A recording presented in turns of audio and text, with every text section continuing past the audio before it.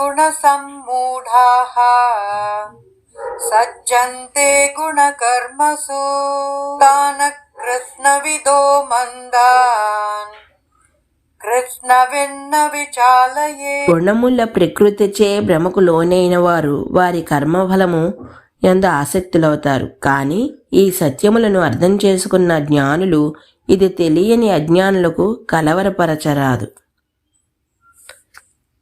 మరి జీవాత్మ అనేది గుణములు వాటి ప్రకృతి కంటే భిన్నమైనదే అయితే మరి అజ్ఞానులు ఇంద్రియ వస్తు విషయాలపై మమకారాసక్తులు ఎందుకు అవుతారు అని సందేహం రావచ్చు.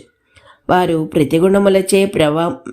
ప్రతిగుణములచే భ్రమకు లోనై వారే కర్తలమని అనుకుంటున్నారు అని శ్రీకృష్ణుడు ఈ శ్లోకంలో వివరిస్తున్నాడు.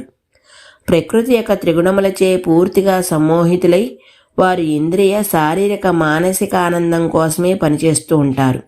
వారు కర్మలను ఒక కర్తవ్యంగా ఫలాపేక్ష లేకుండా చేయలేరు. కానీ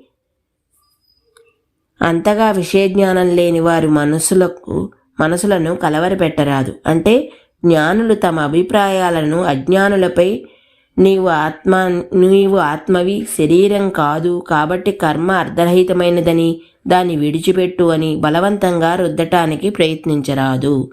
వారు అజ్ఞానులకి తమ విహిత కర్మలు చేస్తుండమని ఉపదేశిస్తూ నెమ్మదిగా మమకారాసక్తి అతీత స్థితిని చేరుకోవటానికి సహకరించాలి.